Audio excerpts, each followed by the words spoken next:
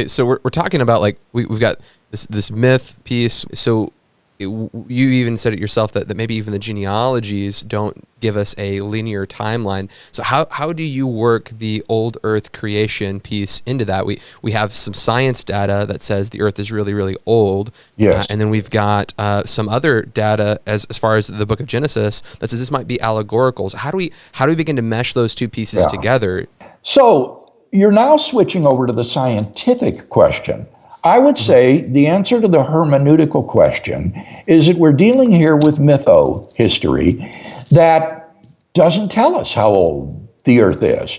So we turn to modern science, to astrophysics and geology and so forth to discover how old the Earth is and the universe. And we find that the Earth is probably billions of years old, and the universe came into being around 13.8 billion years ago in the Big Bang. And so I think those are the dates that are given to us by modern science and that I accept.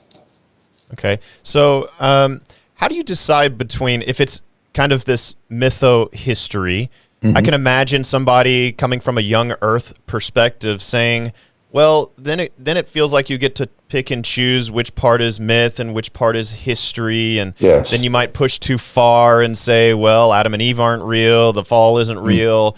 Original sin goes down the drain. Right, original sin goes down the drain.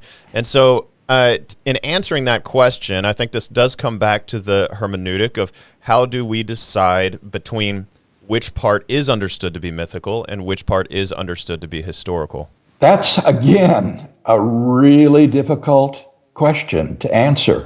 But I think minimally what we want to say is that based upon the genealogical ordering of these narratives, that it is intended to be about historical persons who really did these various things.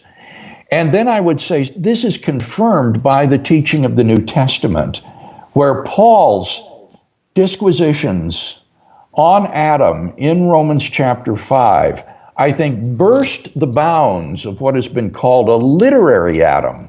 That is to say, the character in Genesis 2 and 3, and impinges upon the real historical Adam through whom sin came into the race and affected the human race, and which was then ultimately rectified by Christ. So minimally, I think, we're committed to the historicity of this primordial couple who are at the headwaters of the human race and through whom sin came into the world.